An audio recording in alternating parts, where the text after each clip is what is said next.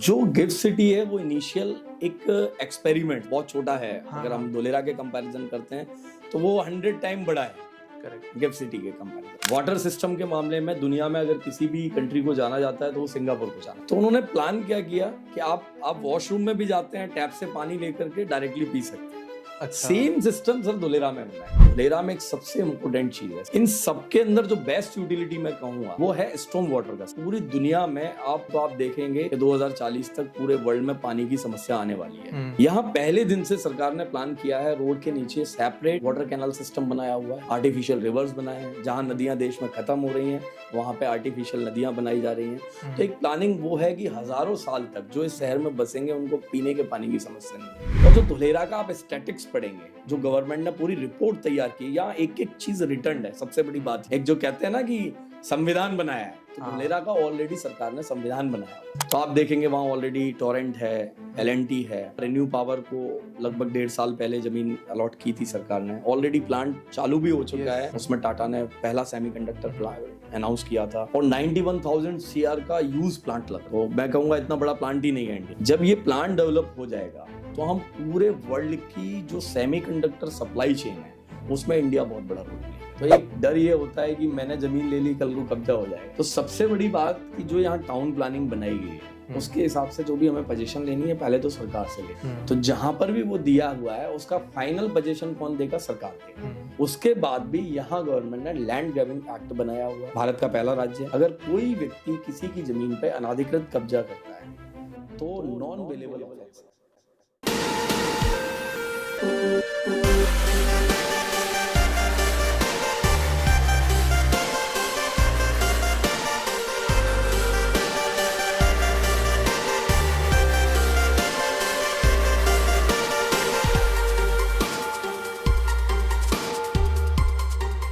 तो आज अहमदाबाद में मैं आया हूँ और मैं बैठा हूँ नितिन तोमर जी के साथ, जो नेस्टोरिया ग्रुप के डायरेक्टर है।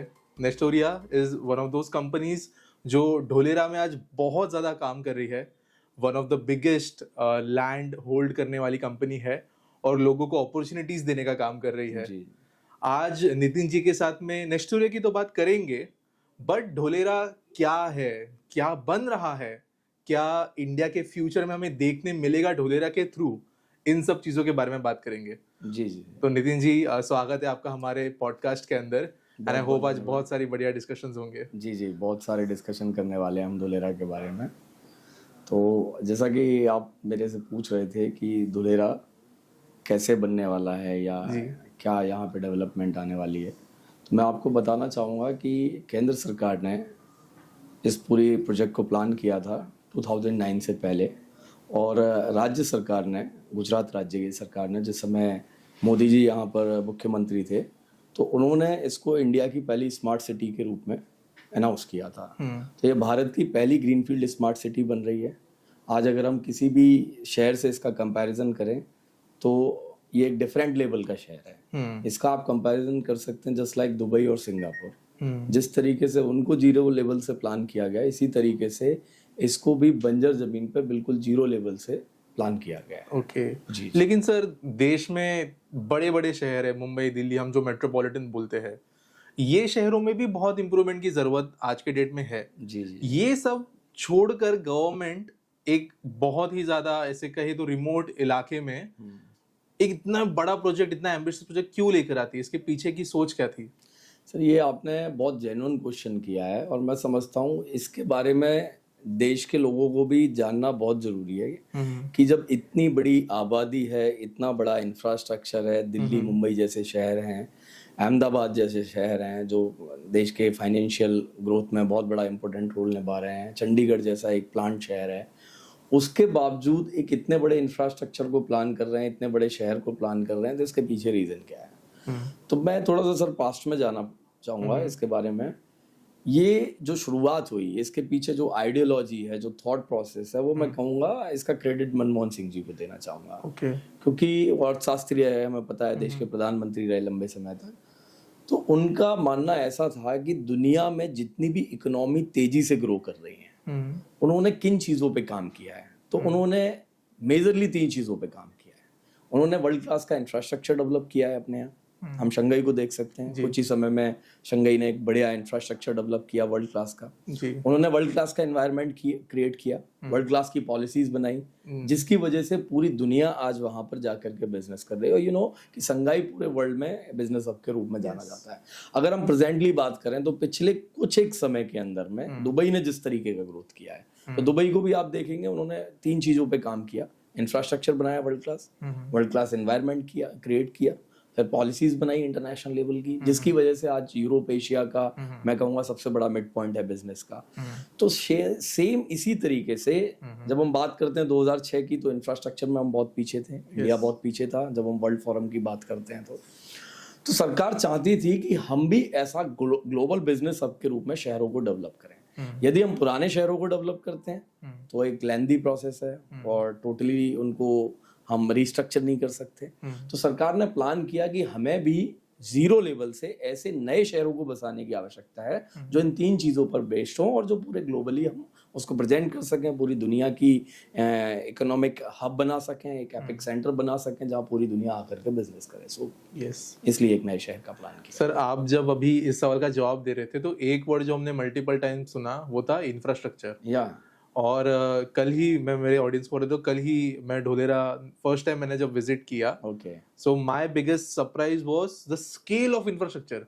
ये कोई भी चीज बस बनानी है इसलिए नहीं बना रहे, बहुत ही ज्यादा, जैसे आप वर्ल्ड क्लास शब्द का भी इस्तेमाल करते हैं, वर्ल्ड क्लास बना रहे। तो सर, क्या ऐसे में बड़े बड़े प्रोजेक्ट्स है जो अभी ढोलेरा में एक्टिवली जिनके ऊपर काम चल रहा है इंफ्रास्ट्रक्चर के मामले में? जी सर, सबसे इम्पोर्टेंट बात है जब हम वर्ल्ड क्लास की बात कर रहे हैं तो इसके पीछे सरकार ने, मैं इसके लिए स्पेशली जो है केंद्र सरकार को धन्यवाद करना चाहूँगा।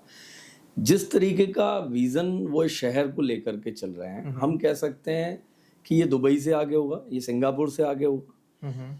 इस शहर को बनाने से पहले भारत सरकार ने एक पूरा स्टडी किया है ग्लोबल इंफ्रास्ट्रक्चर के ऊपर, और मैं आपको बताना चाहूँगा आपके माध्यम से, आपके चैनल के माध्यम से, नेशनल ज्योग्राफी ने भी इसके ऊपर केस स्टडी किया हुआ है, ऑलरेडी पब्लिक पोर्टल पे भी अवेलेबल है। तो दुनिया का बेस्ट इंफ्रास्ट्रक्चर कैसे बने, इसके लिए पहले दिन से ध्यान रखा गया है। और दुनिया की बेस्ट जो इंफ्रास्ट्रक्चर कंपनी है, इंजीनियरिंग कंपनी है, एकॉम यूएसए बेस्ड कंपनी है, उसको as a project consultant hire किया ताकि हम दुनिया का बेस्ट इंफ्रास्ट्रक्चर बना सकें। तो कल जब आप गए होंगे तो आपने देखा होगा जितने भी रोड डिजाइन्स हैं, स्टॉर्म वाटर है, वेस्ट वाटर लाइन है, या जितने भी यूटिलिटी सेक्शन है, वर्ल्ड का बेस्ट सिस्टम जहां भी था। जैसे मैं एक एग्जांपल के लिए बात करता हूं कि वाटर सिस्टम के मामले में दुनिया में अगर किसी भी कंट्री को जाना जाता है तो वो सिंगापुर को जाना जाता है। Singapore one of the best, they have water system. तो उन्होंने प्लान क्या किया कि आप वॉशरूम में भी जाते हैं, टैप से पानी लेकर के डायरेक्टली पी सकते हैं। अच्छा। सेम सिस्टम सर धोलेरा में उन्होंने अडॉप्ट किया। तो आप आने वाले टाइम में देखेंगे, ऑलरेडी वहां पे बन भी चुका है वाटर ट्रीटमेंट प्लांट, आपको वॉशरूम में भी वो आपको सिस्टम आपको देखने को मिलेगा, पानी का जो सिस्टम। एक सबसे बड़ी बात जो यूटिलिटी के बारे में सभी को बताना चाहूंगा, जो धोलेरा में एक सबसे इम्पोर्टेंट चीज है, सारे यूटिलिटी तो बेस्ट है ही हैं, जितने भी यूटिलिटी प्लान किए हैं, इन सबके अंदर जो बेस्ट यूटिलिटी मैं कहूंगा वो है स्टॉर्म वाटर का सिस्टम। जी, वो मैं इसको इतनी क्रेडिबिलिटी क्यों दे रहा हूँ, उसका एक कारण है कि पूरी दुनिया में आप पूरे वर्ल्ड की स्टडी निकालिए, आप गूगल पे पढ़ेंगे तो आप देखेंगे कि 2040 तक पूरे वर्ल्ड में पानी की समस्या आने वाली है, क्योंकि जो हमारे जमीन का पानी है, जल स्तर है, वो लगातार गिरता जा रहा है। तो 70-80% ड्राई जोन हो जाएगा। इंडिया में कई सारी जगह हैं, बैंगलोर, मुंबई, आप देखेंगे। यहाँ पहले दिन से सरकार ने प्लान किया है, रोड के नीचे सेपरेट वाटर कैनल सिस्टम बनाया हुआ है, आर्टिफिशियल रिवर्स बनाए हैं, जहां नदियां देश में खत्म हो रही हैं वहां पे आर्टिफिशियल नदियां बनाई जा रही हैं। तो एक प्लानिंग वो है कि हजारों साल तक जो इस शहर में बसेंगे उनको पीने के पानी की समस्या नहीं होगी। तो ऐसा प्लान अभी तक भारत के किसी भी शहर में नहीं है। मैं कहूँगा ग्लोबली भी हम जाते हैं तो शायद ही कुछ शहर होंगे जिनमें ऐसी प्लानिंग है। तो one of the best planning मैं कह सकता हूँ जो किया हुआ है। What I understand sir here is कि जनरली शहरों में जब बड़े प्रोजेक्ट्स बनते हैं तो कई बार वो दिखने में बड़े हो, इसके ऊपर काम ज्यादा होता है, but in terms of Dholera जो एक फाउंडेशनल नीड्स होती है किसी शहर की रनिंग की, उसके ऊपर ध्यान दिया जा रहा है। सर, अब यूटिलिटीज के बात जब कर रहे थे एट दैट टाइम मुझे कुछ याद आया। And that was another smart city जो बन रही है अहमदाबाद के पास में, जहाँ पर मैं पिछले साल कई दिन के लिए ठहरा भी था। हाँ और वहाँ पे यूटिलिटी थी डिस्ट्रिक्ट कूलिंग सिस्टम के नाम से, जी जी कि सबका HVAC जो है वो एक साथ चलेगा। हाँ एंड आई थिंक ढोलेरा के लिए भी वो चीज प्लान्ड है। जी तो can you explain to our audience, ये HVAC का सिस्टम मुझे बहुत इंटरेस्टिंग लगा था, ये क्या है? सर। ये एक्चुअली इनिशियल लेवल पे गिफ्ट हाँ, सिटी में प्रयोग किया। राज्य सरकार ने बहुत अच्छा इनिशिएटिव लिया उसमें। तो उसे आपने देखा होगा, कहीं भी वहाँ पे आपको आउटर नहीं दिखेंगे, Yes. सेंट्रलाइज वो सिस्टम उन्होंने किया हुआ है। जो गिफ्ट सिटी है वो इनिशियल एक एक्सपेरिमेंट था। अच्छा। तो वो आप देखेंगे तो बहुत छोटा है। हाँ, अगर हाँ। हम धोलेरा के कंपैरिजन करते हैं तो वो 100 टाइम बड़ा है करेक्ट। गिफ्ट सिटी के कंपैरिजन में। तो जो गिफ्ट सिटी है वो एक स्पेशल इकोनॉमिक जोन बनाया था, जबकि जो धोलेरा है वो SIR है, स्पेशल इन्वेस्टमेंट रीजन है। तो दोनों में Okay. बहुत लार्ज स्केल का डिफरेंट है। ये हम कह सकते हैं जस्ट एक डेमो बनाया। जैसे आप देखते हैं कोई टाउनशिप बनाते हैं CBD तो का एक फ्लैट बनाते हैं कि ये जो है फ्लैट है, इस तरीके का हमारा सैंपल फ्लैट होगा। तो वो एक सैंपल सिटी आप बोल सकते हैं गिफ्ट सिटी को। बट ये जो है उसका ब्रॉड पूरा का पूरा टाउनशिप आप मान सकते हैं, क्योंकि लगभग मुंबई से भी 1.5 गुना बड़ा शहर है, जैसा कि आपको जानकारी है इस विषय में। तो बड़े स्केल पर इसको प्लान किया है सर। तो स्केल तो है ही। हाँ। एंड स्केल से मुझे याद आता है सर इन्वेस्टमेंट्स। हाँ।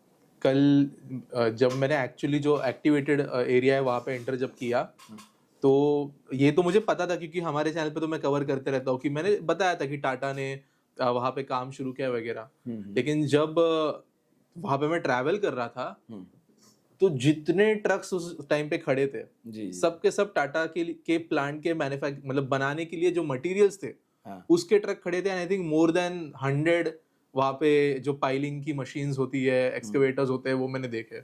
तो ये बड़ी बड़ी इन्वेस्टमेंट्स फिलहाल ढोलेरा में कौन कौन सी हुई है? Obviously Tata and others. और ये इन्वेस्टमेंट्स आने वाले कुछ सालों में कहाँ पे जा रही है? सर, जैसा कि जो धोलेरा में गवर्नमेंट ने प्लान किया है, वो इंफ्रास्ट्रक्चर प्लान किया है प्लग एंड प्ले। तो प्लग एंड प्ले मॉडल क्या है, क्योंकि ये बात मैं इसलिए थोड़ा इसको जोर दे रहा हूँ, क्योंकि कई लोग ऐसा सोचते हैं कि धोलेरा हम इतने दिन से सुन रहे हैं लेकिन अभी कंपनी कुछ ही आई है, या कैसे होगा। तो मैं उस चीज़ को थोड़ा सा करेक्ट कर रहा हूँ कि यहाँ पर जो प्लान है वो प्लग एंड प्ले मॉडल पे है, कि पहले गवर्नमेंट इंफ्रास्ट्रक्चर रेडी करेगी, देन पोजीशन देगी, फिर इंडस्ट्रीज लगेंगी जी। तो अभी लगभग 1.5 या 2 साल पहले ही गवर्नमेंट ने पोजीशन देना शुरू किया है। तो आप देखेंगे वहाँ ऑलरेडी टोरेंट है, L&T है। इसके अलावा रिन्यू पावर को लगभग 1.5 साल पहले जमीन अलॉट की थी सरकार ने। ऑलरेडी प्लांट चालू भी हो चुका है, वहाँ पे काफ़ी सारे एम्प्लॉय काम भी कर रहे हैं। रिसेंटली अभी जो एक्शन मोड है वो मैं बता रहा हूँ कितना फास्ट है, कि अभी रिसेंटली लास्ट जनवरी की बात है जब गुजरात वाइब्रेंट हुआ था, उसमें टाटा ने पहला सेमीकंडक्टर प्लांट अनाउंस किया था और 91,000 CR का यूज प्लांट लग रहा है। तो मैं कहूँगा इतना बड़ा प्लांट ही नहीं है इंडिया में। और आज के टाइम में जो सेमीकंडक्टर की हमारी डिपेंडेबिलिटी है वो चाइना और स्पेशली ताइवान के ऊपर है। 91% पूरे ग्लोबली जो प्रोडक्शन है सेमीकंडक्टर का वो चाइना और ताइवान करते हैं, rest of the part USA और अदर कंट्रीज डेवलप करती हैं। जब ये प्लांट डेवलप हो जाएगा तो हम पूरे वर्ल्ड की जो सेमीकंडक्टर सप्लाई चेन है उसमें इंडिया बहुत बड़ा रोल प्ले करेगा। तो ये आप समझ सकते हैं कि ये इकोनॉमी का एक बड़ा नया सेंटर बनेगा। आज तक सेमीकंडक्टर इंडस्ट्री नहीं थी, पॉलिसीज नहीं थी इंडिया में, तो टाटा के आने के बाद ये एक बड़ा रिफॉर्म आया यहाँ पर। ठीक है, धुलेरा में स्पेशली सेमीकॉन सिटी बनाई जा रही है, इसके लिए पॉलिसी ऑलरेडी गवर्नमेंट अनाउंस कर चुकी है। उसके तहत जनवरी में अनाउंस हुआ, मार्च में भूमि पूजन किया। आप सोचिए 2 महीने के अंदर टाटा ने, और अभी आपने देखा होगा टाटा कितने जोर शोर से काम कर रही है। तो टाटा का जो ये प्लांट है वो बहुत बड़े स्केल पे आ रहा है, बहुत बड़े स्केल पे। और आपको जानकारी भी होगी, टाइम्स ऑफ इंडिया में भी रिसेंटली अभी आया था कि 2 और फैब इंडस्ट्रीज टाटा जो है धुलेरा के अंदर आ रहा है जी। हाँ, इसके साथ एयरक्राफ्ट मैन्युफैक्चरिंग यूनिट भी एयरबस और टाटा की साथ में आने वाली है। तो टाटा यहाँ का सबसे बड़ा प्लेयर। बाकी तो रिलायंस की भी जमीन है, अदर लोगों ने, मैं कहूँगा इतने सारे MOUs गवर्नमेंट ने साइन किए हैं, लेकिन थोड़ा सा उनमें 2 साल का, मैं कहूँगा 2 से 3 साल का वक्त लगने वाला है। 2 से 3 साल के अंदर यहाँ जो मूवमेंट होगी वो देखने वाली होगी। हाँ सर, मुझे लगता है जब हमारे देश में मैन्युफैक्चरिंग जब कुछ दशक पहले पिकअप करना शुरू की थी, तो हम जो एक वैल्यू चेन होती है हर चीज की, उसमें काफी नीचे की जो चीजें थी उन पर ध्यान दे रहे थे, स्टील, कमोडिटी आइटम्स। फिर हम धीरे धीरे ऑटोमोटिव जैसी चीजों पे पहुंचे हैं जिसमें हम अभी अच्छा काम कर रहे हैं। लेकिन एक सेक्टर ऑफ मैन्युफैक्चरिंग जैसे अपने यहाँ कुछ कंट्रीज घेर रखी है, हाँ बहुत ज्यादा एडवांस, बहुत ज्यादा वैल्यू करने जी, वाली इंडस्ट्रीज, जी जी एंड ढोलेरा की शुरुआत ही इनसे हुई है। जी जी जबकि like in Maharashtra also there are industrial town, जैसे ऑरिक सिटी वगैरह प्लान किया जी गया जी है, बिल्कुल बट वो लोग बहुत बेसिक MIDC लेवल से शुरू करते हैं। जी जी जी इन ढोलेरा वाटर ऑब्जर्व शुरू है तो वहीं से वो एडवांस लेवल की चीजें हो रही है। सर इंडिया का मैं कहूँगा सबसे एडवांस जो एमआरओ सिस्टम आ रहा है जो मेंटेनेंस maintenance का है, रिहेबिलिटेशन, जी हाँ जी जी वो धुलेरा में आ रहा है जी। और उसके इनिशियल ऑपरेशन वडोदरा से शुरू हो चुके हैं, टाटा ऑलरेडी उसको कर चुका है और यहाँ पे जितना भी एक्सपेंशन है सेकंड फेज का वो सारा का सारा धुलेरा में होना है। ओके, और ये टाटा ऑफिशियल्स के पूरी रिपोर्ट्स हैं, आपको पब्लिक पोर्टल पे जितने भी लोग सुन रहे हैं वो ऑलरेडी देख सकते हैं, फैक्ट्स को चेक कर सकते हैं। तो एक बड़ा जो हम कह सकते हैं पूरे ग्लोबल इकोनॉमी को लीड करने वाला जो सेंटर हुआ आने वाले समय में सर धुलेरा होगा। ओके सर, कोई भी रीजन होता है अगर वहां तक आदमी पहुंच ना सके तो उसकी ग्रोथ होना जो है कहीं ना कहीं, मतलब एक शहर में भी अगर एक मेट्रो लाइन शुरू हो जाए कहीं तक तो with in a few years वो एरिया का काया पलट हो जाता है। जी बिल्कुल, तो एक शहर यहाँ पे बन रहा है तो कनेक्टिविटी भी ऑब्वियसली उतनी जरूरी होगी। बिल्कुल बिल्कुल बहुत तो कनेक्टिविटी के मामले में ढोलेरा क्या कर रहा है और क्या करने वाला है? सबसे अच्छी बात जो है वो हम शायद मतलब बाद में चर्चा कर रहे हैं। आप सोचिए कि आप एक अपना ड्रीम हाउस बना रहे हैं, हाँ, बड़ा सा घर बनाना है आपने, 100 एकड़ के बीच में एक बढ़िया फार्म बनाना है और आप एंट्री गेट से जहां से आपकी लैंड शुरू होती है और एक बढ़िया सा रोड डाल के ले जा रहे हैं, बढ़िया आपने उसको डेकोरेटिव किया हुआ है। तो जब आप रोड पहले दिन से बना के ले जा रहे हैं तो उससे एक आइडिया सेट होता है कोई देखने वाले का कि आप यहाँ किस तरीके के हाउस को प्लान करने वाले हैं। तो सेम सरकार ने क्या किया, जब इस शहर को प्लान किया, इस शहर के पैरेलल पहले कनेक्टिविटी को प्लान किया। आप सोचिए ग्लोबली ऐसे कितने सारे शहर हैं, इंडिया में इतने सारे शहर हैं जो हजारों साल से बसे हुए हैं जहाँ पे इंटरनेशनल एयरपोर्ट नहीं है, इवन डोमेस्टिक एयरपोर्ट नहीं है। धुलेरा में बंजर जमीन पड़ी हुई है बट इंटरनेशनल एयरपोर्ट बन रहा है और कार्गो और पैसेंजर। और ऑलरेडी आप देखेंगे, कल आप देख के ही आए कितना सारा काम हुआ है वहां पर। और मेरा अनुमान है 2025 की वैसे डेडलाइन है, लेकिन 26 के स्टार्टिंग में फर्स्ट क्वार्टर तक एयरपोर्ट शुरू हो जाना चाहिए। दूसरी हम बात करें, 2 हाईवे कनेक्टिविटी दी है फ्रॉम दिल्ली टू मुंबई, जो DMIC बन रहा है दिल्ली मुंबई इंडस्ट्रियल कॉरिडोर, उससे भी इसको कनेक्ट किया है। एक सेपरेट एक्सप्रेसवे गवर्नमेंट ने बनाया फ्रॉम अहमदाबाद टू धुलेरा और ऑलरेडी वो कंप्लीट है, लगभग 2 महीने के अंदर, 2-3 महीने के अंदर वो ऑपरेशनल हो जाएगा। DFC से इसको कनेक्ट किया है तो रेलवे ट्रैक भी ऑलरेडी डल चुका है, 21 किलोमीटर का ट्रैक रह गया है, वो भी 26 के अंदर अंदर में ये कंप्लीशन हो जाएगा। साथ ही साथ मेट्रो लाइन के लिए लैंड एक्वायर हो चुका है, जो हाईवे बनाया है उसके पैरेलल 30 मीटर की प्रोक्योरमेंट ऑलरेडी की हुई है, उसका भी काम कभी भी शुरू हो सकता है। मेरा मानना है कि एयरपोर्ट के पैरेलल जैसे ही एयरपोर्ट शुरू होगा और मेट्रो भी एयरपोर्ट तक पहले फेज में शुरू की जाएगी, सेकंड फेज में इनसाइड ऑफ धुलेरा। ओके। और थर्ड हम बात करें पोर्ट, तो ऑलरेडी एक वहाँ पीपावाव पोर्ट अभी 2 साल पहले बना, एक अभी भावनगर में पोर्ट, आप गूगल सर्च करेंगे Wordsworth CNG port that is coming in Bhavnagar. तो सारी की सारी कनेक्टिविटी को वेल प्लान किया है। तो लोकल और ग्लोबल दोनों टाइप की दोनों, कनेक्टिविटी जो है यहाँ से लोगों को मिलने वाली है। सर जब इंटरनेशनल प्लेयर्स आ रहे हैं तो उनको ग्लोबल कनेक्टिविटी चाहिए और उसका धुलेरा में पहले दिन से सरकार ने ध्यान रखा है। बढ़िया। तो सर अब इस विषय पे बात करते हैं कि जैसे मैं कल जा रहा था, जाते जाते ही ऑब्वियसली खबर जो है आज के डेट में सोशल मीडिया के ज़माने में बहुत जल्दी फैलती है। जी जी जी। और जब कोई इतना बड़ा काम हो रहा हो तो उसका इम्पैक्ट भी उतना होता है। जी जी। People are looking out for investment opportunities. जी जी। और हमारे देश ने ढोलेरा से छोटे एग्जाम्पल्स पहले देखे हैं। एक 1980s 90s में जहाँ पर मैं रहता हूँ, नवी मुंबई में कोई फ्री में दे दो तो भी शायद नहीं जाता था। आज वहाँ पे some parts are more expensive than Mumbai. Gurgaon में लोगों ने देखा है। ढोलेरा आज एक बहुत इनिशियल स्टेज में है। So is there an opportunity? पहली बात तो ये सवाल कि है क्या अपॉर्चुनिटी, और अगर है तो वो कौन कौन से टाइप्स में हो सकती है? सर देखिए, नवी मुंबई में मैं कहूँगा कि ये बहुत बड़ा इंडस्ट्रियलाइजेशन नहीं था। हाँ। मैं एक और एग्जांपल लेता हूँ तो आप शायद कनेक्ट कर पाएंगे या आपके व्यूअर्स हैं वो कनेक्ट कर पाएंगे कि बहुत सारे लोगों ने गुड़गांव को बनते देखा है जी। और गुड़गांव में अगर मैं बात करूँ 2000 के आसपास की, तो वहाँ पे एक मारुति का प्लांट आया था और मारुति की एंसिलरीज कंपनीज आई थी। तो जब मारुति आया तो गुड़गांव के अंदर एक रिवॉल्यूशन आया। उसके बाद एंसिलरीज इंडस्ट्रीज आई, फिर और भी छोटी छोटी कंपनी आई, बड़ी कंपनीज आई।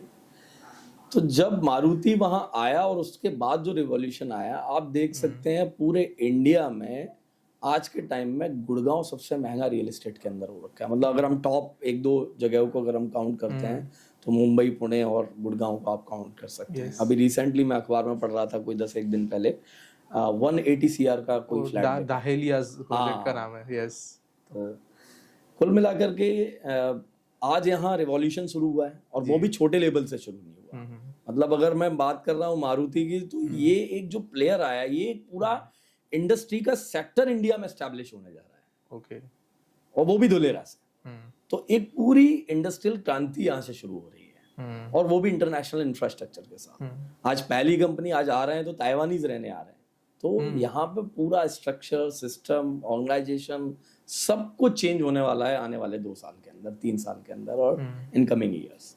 और जैसे आपने सर गुड़गांव का एग्जांपल दिया जी, लेकिन अगर ऐसे थोड़ा सा मेमोरी में बैक जाके कंपेयर करना शुरू करें, तो गुड़गांव के पास में वो बहुत चीजें नहीं थी या लेट आई जो धुलेरा में ऑलरेडी हो रही है, ऑलरेडी हो गई। सो द एक्सेलरेशन इससे भी ज्यादा तेज होने की उम्मीद मेरे पास बहुत सारे लोग आते हैं गुड़गांव तरफ से या दिल्ली NCR से, तो उन्होंने देखा हुआ है, वो समय भी देखा हुआ है जब मारुति आया, गुड़गांव उन्होंने बनते देखा अपने सामने। तो वो ये कहते हैं कि ये जो है उससे कई गुना आगे है। अगर हम उसकी इसकी तुलना करने बैठते हैं तो ये पहले ही दिन बहुत आगे है। तो इसकी जो ग्रोथ जाएगी वो गुड़गांव को भी बीट करके जाएगी उतने ही पर्टिकुलर टाइम में। तो आप समझ सकते हैं कि इन्वेस्टर के लिए तो मल्टीपल अपॉर्चुनिटीज है। आज वो ये मान के चलिए 1 का 100 भी कर सकते हैं आने वाले 10 साल में, 20 साल के अंदर में। तो अनलिमिटेड अपॉर्चुनिटीज हैं। अगर हम अपॉर्चुनिटीज पे बात करने चाहें तो मल्टीपल अपॉर्चुनिटीज हैं। आप समझ सकते हैं। ये तो सर हो गई एक अप्रिसिएशन वाली बात। हाँ, मेरे को एक सवाल ये भी पूछना था कि जब भी हम कोई दूसरे देश के शहर में जब जाकर आते हैं, हाँ, या फिर फॉर्चुनेटली जिसको भी मौका मिला होगा, जैसे ही हम रिटर्न आते हैं हमें कमियां दिखना शुरू होती है हमारे शहरों में। जी, ट्रैफिक डिसिप्लिन से लेकर बेसिकली क्वालिटी ऑफ लाइफ, जी, वो इतनी अच्छी नहीं दिखती। धुलेरा में ये सब चीजें तो हो रही है, बट ये तो अभी जब शुरू हो जाएगा सब तब पता चलेगा। जी, होप्स तो बहुत बढ़िया दिख रहे हैं।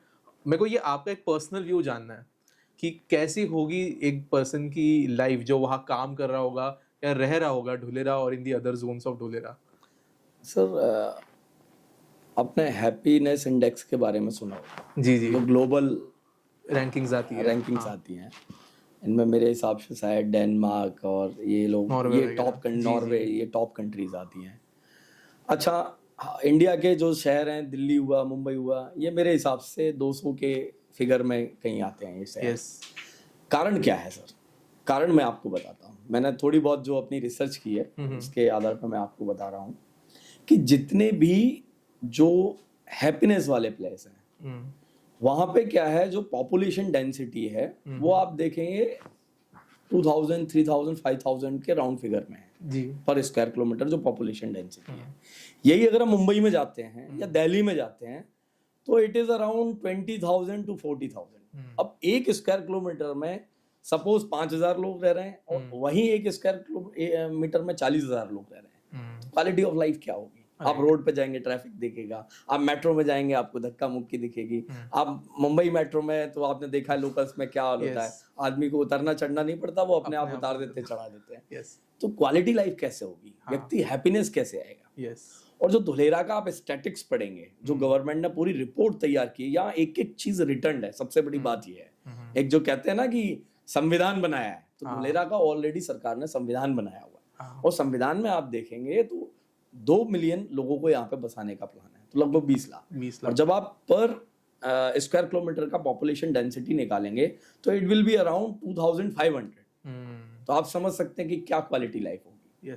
हर चीज के लिए, जैसे आपने देखा कि इंडिया में आते हैं हमें न्यूसेंस दिखता है, तो यहाँ पे हर चीज के लिए सेंसर्स डिप्लॉय किए गए हैं। आपके सीवेज सिस्टम से लेकर के वाटर सिस्टम, कोई लीकेज हो रहा है, कोई थेफ्ट हो रहा है। आपने देखा होगा, कल भी आप गए होंगे जब स्ट्रीट लाइट के ऊपर, हर स्ट्रीट लाइट के ऊपर आपको वाईफाई राउटर दिखा होगा। तो कंप्लीटली सिटी वाईफाई सिटी। तो इंडिया की क्या, वर्ल्ड की मोस्ट एडवांस सिटी जो है टेक्नोलॉजी के बारे में पढ़ रहा है। इवन मैंने किसी रिपोर्ट में पढ़ा, विप्रो की रिपोर्ट 600-700 पेज की रिपोर्ट है, उसमें ये भी बताया है कि जो कॉमन एरियाज हैं वहां पर जो सेंसर इंस्टॉल करे जाएंगे वो हैप्पीनेस, हेल्थ इंडेक्स भी की शहर में रहने वाले लोग कितने हेल्थी हैं, तो वो भी मेजरमेंट करेंगे, वो भी डेटा रिलीज करेंगे। और विप्रो ने इसके ऊपर काफी सारा काम किया है जहां तक मेरी जानकारी है। कल मैं बस स्टॉप्स भी देख रहा था वहाँ पे हाँ। जो अभी बने हुए जी। हैं, तो इवन दो बस सर्विसेज बहुत सारे नोड्स में अभी एक्टिव नहीं है, जो हाँ। मतलब आगे है जी, काफी, जी, जी। लेकिन बस स्टॉप्स जो बन चुके हैं उनमें भी ऐसे, मतलब मुझे तो समझ में आया नहीं एग्जैक्टली क्या है, हाँ। बट आपके ही लोगों में से कोई बता रहा था कि दे आर प्लानिंग कि बसेस भी चले तो ऑटोमेटेड वाली चले, ऑटोमेटेड ऐप के थ्रू और क्यूआर कोड से आप लोकेशन टिकटिंग सेट वगैरह करके हो वो, जाएगी हाँ, उस बिल्कुल, हिसाब से। बिल्कुल, बिल्कुल। So again futuristic thinking. हाँ जी। तो सर इन्वेस्टमेंट के हमने थोड़ी एक सवाल पहले बात की, if someone wants to invest, how, मतलब क्या उनको करना पड़ेगा? सर सबसे पहले तो मैं ये समझता हूँ कि लोगों को धुलेरा को अच्छे से समझना चाहिए, ठीक है? क्योंकि कई सारे मिथ्स होते हैं, हर तरीके के विचार लोगों को अलग अलग प्लेटफॉर्म से मिलते हैं, अलग अलग जी। लोगों से मिलते हैं। तो मैं तो यही कहूँगा किसी भी एथिकल व्यक्ति के पास जा करके पहले धुलेरा को समझना चाहिए कि धुलेरा है क्या। उसके बाद फिर उसे अपना इन्वेस्टमेंट का क्राइटेरिया को समझते हुए कि सपोज उसके पास जो भी फंड्स हैं उसके अकॉर्डिंग उस फंड में क्या वो खरीद सकता है, कमर्शियल खरीद सकता है, रेजिडेंशियल खरीद सकता है, फिर उसका प्रोस्पेक्टिव क्या है, सिर्फ इन्वेस्टमेंट के लिए पर्पस के लिए आ रहा है, कल से उसको इंडस्ट्री लगानी है। यदि वो अपने पर्पस को प्रॉपरली समझ सकता है तो उसे किसी अच्छे व्यक्ति के साथ बैठ करके उसे चर्चा करनी चाहिए और उसे इन्वेस्टमेंट के लिए अपने प्लानिंग करनी चाहिए। बिल्कुल लीगल समझना चाहिए, क्योंकि लीगल भी मैं समझता हूँ क्लैरिटी होनी चाहिए। हालांकि गुजरात राज्य बहुत इस मामले में बहुत आगे है, क्लियर है, डिफाइंड है सब कुछ। इस सर सुरक्षा की आपने बात की जी। जैसे आप बोल रहे थे कि you have to use experts, सवाल बेसिकली जवाब ये था कि जी जी सही सलाह लेकर ट्रस्टवर्दी पर्सन के साथ में आपको जाना चाहिए। जी जी जी। और ये गुजरात में तो गवर्नमेंट भी देती है। जी, जी, मुझे थोड़ा आपके बारे में बताइए कि नेस्टोरिया एज अ कंपनी, ये जो अभी आप प्लॉट्स है, बड़े बड़े लैंड पार्सल्स वगैरह में जो डील कर रहे हो, जी जी। How do you provide clarity, transparency and safety to buyers? Sir हमने इसके लिए मैं थोड़ा सा अपने बारे में बताना चाहूँगा जी। हम लोग स्पेशली धुलेरा में पिछले काफ़ी समय से यहाँ पर काम कर रहे हैं और हमने बहुत सारी India, even out of India हमने एनआरआईज को काफ़ी सारे हमने लैंड सेल किया हुआ है। मैं कह सकता हूँ कि मोर देन 5000 प्रॉपर्टीज हमने डिलीवर किया है। और इसमें जो लीगल में प्रोसेस में किसी भी स्टेट के अंदर जब आप लीगल में जाते हैं तो दो चीज़ें होती हैं। कॉम्प्लिकेशन वो हर जगह होते हैं, रेवेन्यू है तो कॉम्प्लिकेशन होगा। कॉम्प्लिकेशन के बाद एक दूसरी चीज़ होती है क्लैरिटी। तो कई सारे राज्यों में आज भी क्लैरिटी नहीं है और कॉम्प्लिकेशन का भी पता नहीं चलता। तो कॉम्प्लिकेशन, पहले तो कॉम्प्लिकेशन कैसे पता किया जाए ये एक बड़ी बात है। तो हमने उसके लिए प्रॉपर तरीके से हमने एक एसओपी बनाया हुआ है। हमारी लीगल टीम्स हैं, इन हाउस भी हमने आउटसोर्स भी किया हुआ है। वो पूरा पहले प्रोसेस करती हैं, हम पूरा टाइटल पूरा उसका चेक करते हैं ताकि किसी भी इन्वेस्टर को लीगल में कोई प्रॉब्लम ना आए। तो वो एश्योरेंस हम उनको प्रोवाइड करते हैं। साथ ही साथ क्या है, जो मैं क्लैरिटी की बात कर रहा था, अगर कोई कॉम्प्लिकेशन है भी तो गुजरात राज्य ने इतना अच्छे तरीके से उसको ऑनलाइन पोर्टल पे किया हुआ है कि आप इजीली वो चीजों को फाइंड आउट कर सकते हैं। उसका रास्ता क्या है वो इजीली आपको पता चल सकता है। आप उस प्रोसेस में जाते हैं तो आप क्लैरिटी भी लेकर के आ सकते हैं। तो सबसे इंपॉर्टेंट चीज ये है कि कॉम्प्लिकेशन तो हैं और होते हैं, बट गुजरात राज्य के अंदर क्लैरिटी बहुत है। यहाँ आपको डॉक्यूमेंट कराने के लिए आने की भी आवश्यकता नहीं है। आपको पता होगा कहीं और से होगा, उसका हो जाएगा। मोदी जी ने ऑनलाइन ये पूरा सिस्टम किया है उन्हीं के समय से कि कोई भी व्यक्ति पूरे वर्ल्ड में कहीं भी बैठा हुआ है वो वहीं से यहाँ पर रजिस्ट्री करा सकता है। हाँ, जब उसको बेचना होगा तो सेलर को वहां जाना पड़ता है, उसका वीडियो रिकॉर्ड होता है, सारी चीजें होती हैं। दूसरी चीज, आप जिस दिन रजिस्ट्री हो रही है सेम डे आप ऑनलाइन चेक कर सकते हैं। तो एक व्यक्ति को तुरंत पता चलता है कि हाँ उसने कोई प्रॉपर्टी ली है, तो ऑनलाइन हर चीज उसको अवेलेबल है सेम डे सेम टाइम।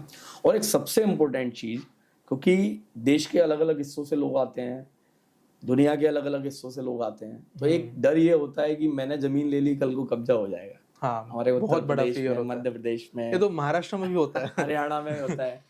तो ये एक जो डर है वो इन्वेस्टर्स के अंदर होता है। तो सबसे बड़ी बात कि जो यहाँ टाउन प्लानिंग बनाई गई है उसके हिसाब से जो भी हमें पोजीशन लेनी है पहले तो सरकार से लेनी है। ठीक है, तो हमें किसी इंडिविजुअल से पोजीशन लेना नहीं है। अच्छा। क्योंकि जो पहले का जो मूल खेत था, मतलब जो भी खेत थे वो खत्म करके एसआईआर एक्ट के तहत उनको एक फाइनल प्लॉट जो गवर्नमेंट ने स्क्वायर करके दिया है और हर इंडिविजुअल को रोड दी हुई है। तो जहां पर भी वो दिया हुआ है उसका फाइनल पोजीशन कौन देगा? सरकार देगा। तो सरकार से लेना है पहली बात। दूसरी चीज मैं कहता हूँ, चलो आपने सरकार से पोजीशन ले ली, फिर भी तो कोई कब्जा कर सकता है। उसके बाद भी यहाँ गवर्नमेंट ने लैंड ग्रैबिंग एक्ट बनाया हुआ है, भारत का पहला राज्य है। अगर कोई व्यक्ति किसी की जमीन पे अनाधिकृत कब्जा करता है तो नॉन बेलेबल ऑफेंस है। ओके। तो आप लैंड ग्रैबिंग के एक्ट के तहत अगर आप किसी के एप्लीकेशन करते हैं तो उसको तुरंत गिरफ्तारी उसकी की जाएगी। नॉन बेलेबल ऑफेंस है, तो सुरक्षित है यहाँ पर पूरी तरीके से। अच्छा जी जी। तो सर हमने बातें तो बहुत की, बट एक शब्द जो आजकल बहुत ट्रेंड में भी लोग यूज करते हैं इन कॉन्टेक्स्ट ऑफ स्टार्टअप्स हो गया, या इन टर्म्स ऑफ डिजिटल जो एवोल्यूशन है उसमें हो गया, या इन टर्म्स ऑफ हमारी सिटीज हो गई, वो शब्द है अपॉर्चुनिटी। हाँ 10 साल 12 साल 15 साल के स्कोप में हम चीजें देखते हैं। जी जी। ढोलेरा में शायद ये टाइम फ्रेम काफी कम हो जाता है। जी जी जी। ये क्या ऐसी अब मेरे टॉप अपॉर्चुनिटीज होगी जी जी जो लोगों के लिए यहाँ पे बनकर आ रही है? सर सबसे बड़ी चीज़ तो क्या, जैसे आज अभी इससे पहले ठीक हम बात कर रहे थे इन्वेस्टर्स के लिए। जी। तो इन्वेस्टर जब आ रहा है वो उसका एक ही पर्पज होता है, हम इन्वेस्ट करें, हम प्रॉपर्टी में अपने जो इन्वेस्ट किया है उसकी एक अच्छी आरओआई मिले, हमें रिटर्न मिले उसके ऊपर में। लेकिन जो लोग इससे आगे सोच रहे हैं उनके लिए जितनी बड़ी अपॉर्चुनिटी शहर के अंदर है वो हम कह सकते हैं कि शायद अभी हम और 2 घंटे 10 घंटे भी डिस्कस करें तो शायद कम पड़ेंगे। लेकिन थोड़ा मैं आपको समझाने की कोशिश करता हूँ। सर जैसे अभी टाटा आ रहा है, तो टाटा आ रहा है तो लगभग उनका 50,000 लोगों को यहाँ लाने का प्लान है, वो कुछ सर्टेन ईयर्स के अंदर। तो जब आप सोचिए, मैं कहता हूँ 10,000 लोग भी आते हैं तो 10,000 लोगों के साथ उनकी आवश्यकताएं भी आती हैं। उनको मेडिकल फैसिलिटी की रिक्वायरमेंट होगी, उनके बच्चों के लिए उनको स्कूलिंग चाहिए होगी, उनको शॉपिंग के लिए मल्टीपल शॉप्स चाहिए होंगे, मल्टीपल ब्रांड आउटलेट चाहिए होंगे।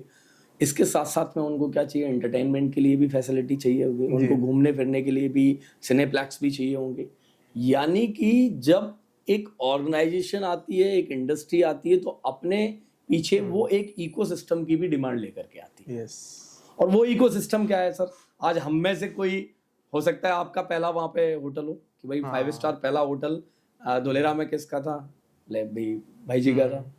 तो वो किसी का भी हो सकता है, पहला मिठाई वाला हो सकता है, पहला जूते वाला हो सकता है, पहला गोल्ड ज्वेलर्स हो सकता है, पहला कोई बुटीक वाला हो सकता है, पहला कोई गेम जोन बनाने वाला हो सकता है कि भाई सबसे पुराना गेम जोन कौन सा है धोलेरा का, बोले पहला इंस्टीट्यूट कौन सा है, तो बोले ये उन्होंने बनाया था, अशोक जी ने बनाया था। तो डिफरेंट चीजें हैं, अपॉर्चुनिटीज हैं।